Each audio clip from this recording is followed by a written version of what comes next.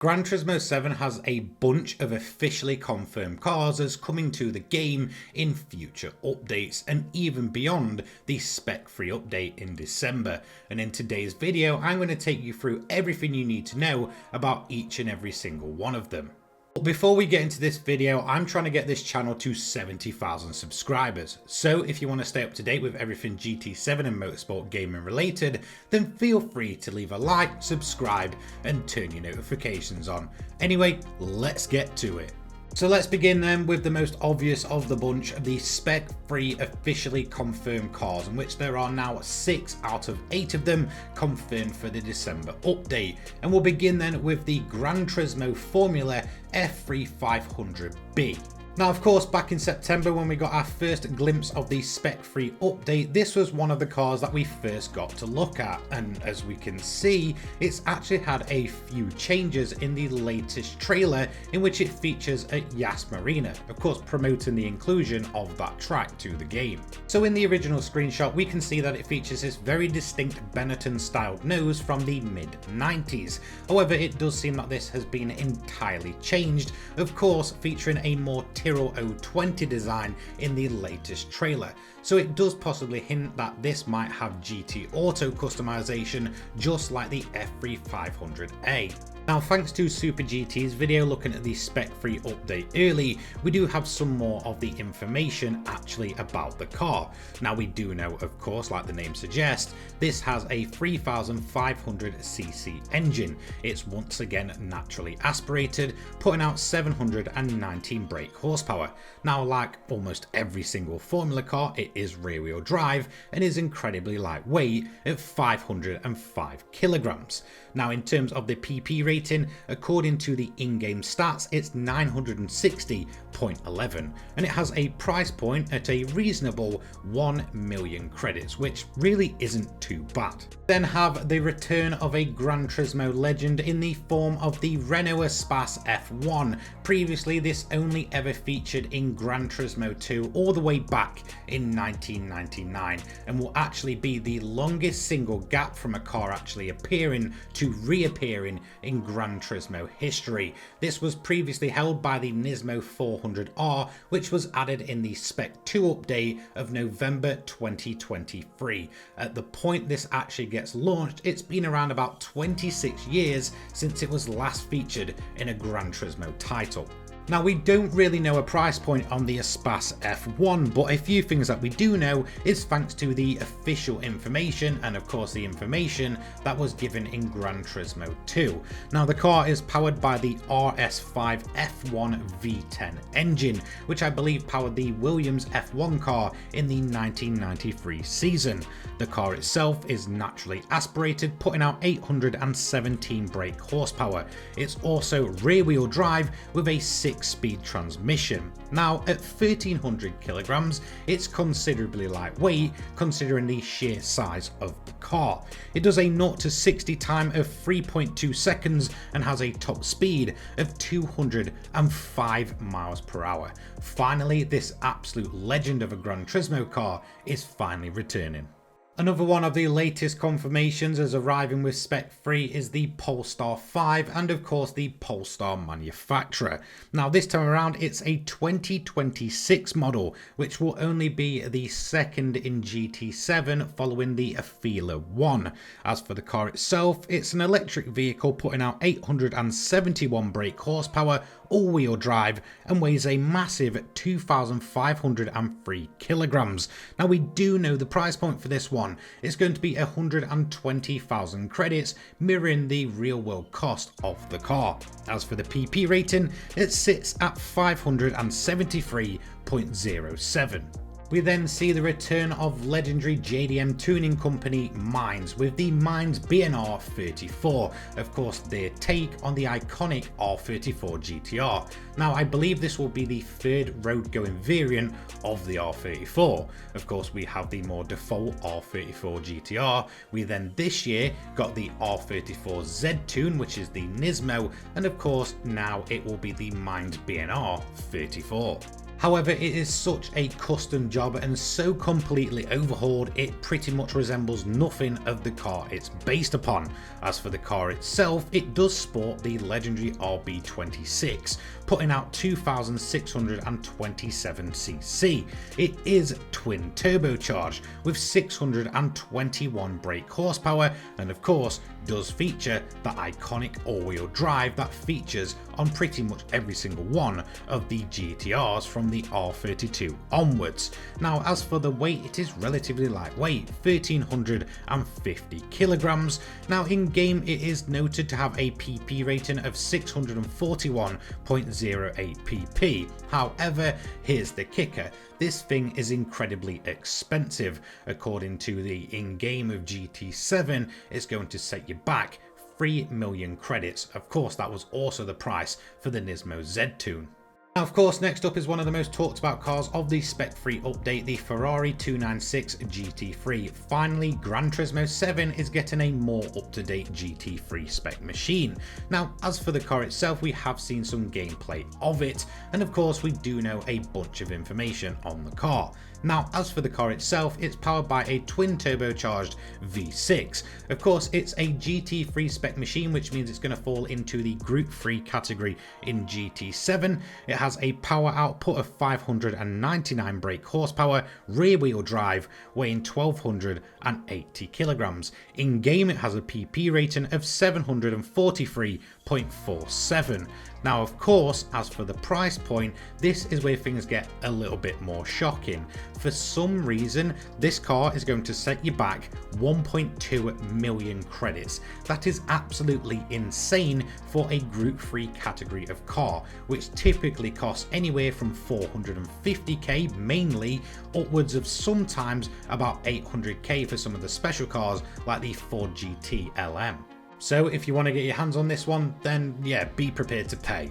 And now for the final car that's officially confirmed as coming to GT7 with the Spec 3 update, it's the Mitsubishi FTO version R. Now, of course, this is perhaps the lesser car of the officially confirmed 6 so far. However, it's an extremely cool one. It's been iconic to the series since Gran Turismo 1, and it's fantastic to see it finally return in Gran Turismo 7. Now, as for the version R, we do know that this does have a 1998cc V6 engine. Of course, it is naturally aspirated, coupled with a 5-speed manual transmission, and the car itself is front-wheel drive, and really that's all we know so far in terms of official information in GT7. More than likely it will have a ton of customizable aero, being a road-going vehicle, and more than likely it will feature in the used car dealership, considering the actual year for this will be the 1990s, and unfortunately will put it below the actual cutoff for brand central cars, which is 2001. Now, of course, that's it for the 6 of the 8 officially confirmed cars as coming to GT7 with the Spec 3 update. But what about the other officially confirmed cars? Well, currently there are 3 of them, and we'll start off with the Xiaomi SU7 Ultra, which was officially revealed all the way back in June of 2025. So of course this one was revealed as part of the Xiaomi collaboration between Polyphony and the company themselves, alongside another Xiaomi car that I'll speak about in a moment's time. But as for the SU7 Ultra, it's probably been the one that players have been waiting for the longest in terms of actual real world cars that aren't vision cars. Now, in terms of the car itself, it has some pretty impressive stats. 1527 brake horsepower. Of course, it is an electric vehicle, but again is all-wheel drive, so incredibly capable around the track. It has a top speed of 217 miles per hour and a 0 to 60 time of 1.9 seconds, which is just good enough to rip your face off. Now, in terms of the car, it's probably most notable for being incredibly fast around the Nürburgring, something that's become a bit of a habit for Chinese electric vehicles. Of course, this was advertised as being the first ever Chinese manufacturer to enter Gran Turismo 7, and yet they're still not here. Now next up we're sticking with the Xiaomi theme once again, and this is the second of their two cars that are officially confirmed. This is the Vision Gran Turismo, and it's the car that we know the least information on, and in fact we don't even know what it actually looks like, with the only official image of the car being entirely covered. Now there were some images of a Chinese art project, but that's confirmed to not be official and not actually related to the Polyphony and Xiaomi collaboration. So we don't really know anything about this car other than that more than likely it's an electric vehicle. Now, considering the fact that we've received no information whatsoever since the initial collaboration announcement, I think more than likely we'll actually get some more information and actually see the car itself at the Gran Turismo World Finals on the 20th and 21st of December 2025. I think then more than likely it will be a viewers campaign gift reward for either the nations or the manufacturer before being put in the game in January of 2026. But that's just my theory.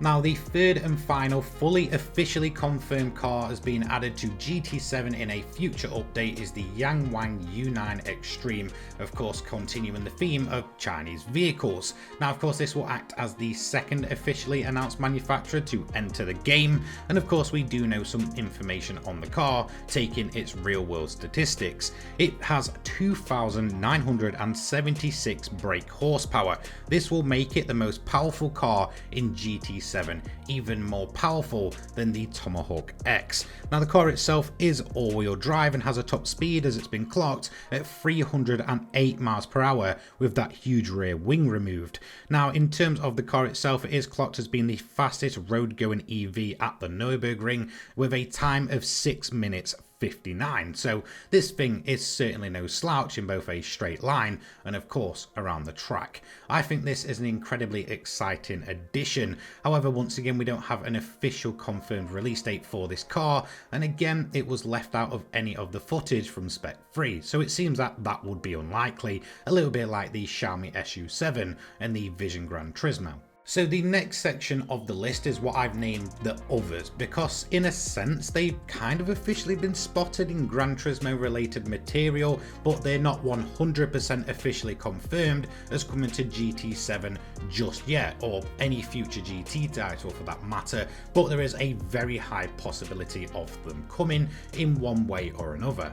Now the first car to kick off this part of the list is the single car that was spotted the longest amount of time ago, and that's actually going to be the Fiat Panda. Now this was spotted all the way back in May of 2025 as a model in progress during one of the many GT7 promotional bits of material over on their social media pages. Now the car itself has actually featured in previous titles, and more than likely it will just be a refreshed entirely new model of that exact car. So in the previous titles from Gran Turismo 4 through to Gran Turismo 6, it was the Fiat Panda Super IE 1990 model.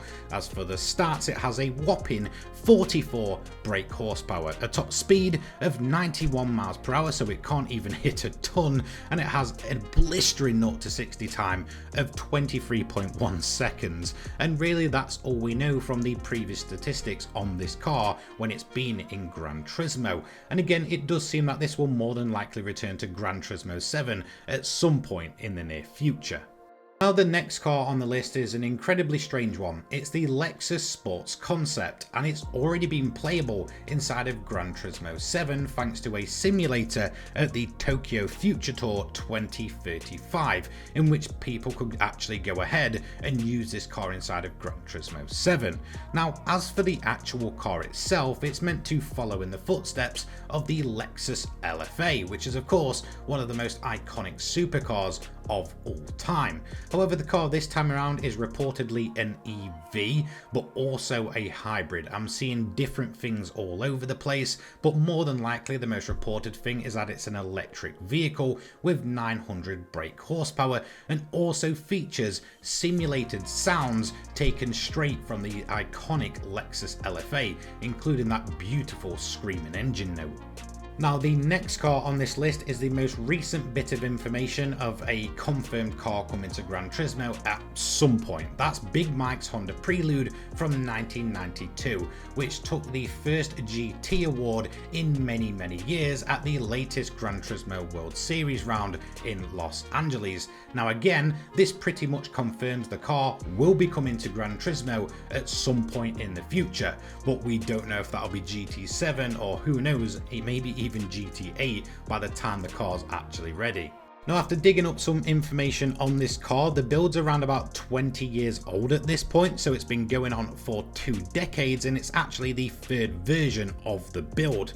Now, of course, the car itself is fitted with a custom F20B, putting out around about rumoured 400 brake horsepower, which means it is turbocharged with a Garrett turbocharger and VTEC. The car itself does feature a custom type OEM body kit, so it looks very official, but there's a lot of custom work in there, and the cabin is extremely minimal and stripped out, but incredibly clean inside. Now, just like with Big Mike's Honda Prelude, we also have another award that's given out, and that is the Pebble Beach winners. Now, these cars have been, I guess, awarded the Gran Turismo award ever since 2008 and have begun appearing in Gran Turismo games ever since Gran Turismo 5, and a lot of them have arrived even in GT7. Now, as we can see, it's a bit of a strange one because I think it's down to what Polyphony can actually get the licenses for, hence why some of them do take an extraordinary amount of time. And as you can see though, a lot of these cars are currently in Gran Turismo 7 and a couple of them are GT7 exclusives. Of course, take for example the Ferrari 500, the Maserati Spider and the Mercedes-Benz Barca Tourer.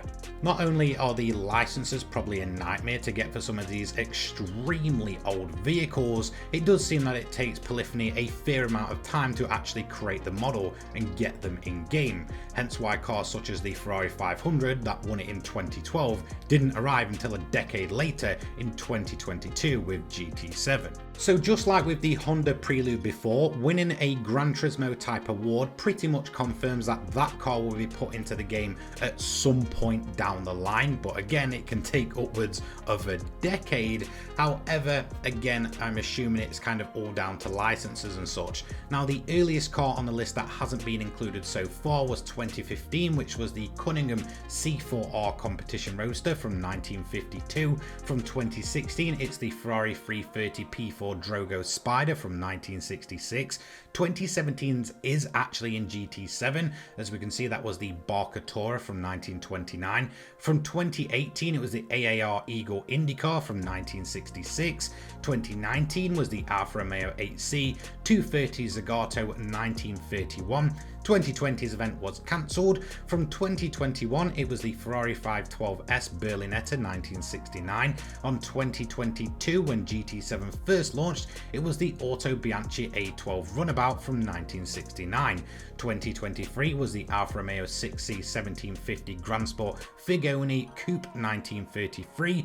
2024 was a Lancia Stratos HF Zero Baton Coupe from 1970, and the most latest addition to this list, which kind of brought it to my attention once again, was 2025 and the Invicta 4.5 litre S-Type Car Bodies Tourer 1931, which is the most recent winner, and of course why I turned my attention back to this list.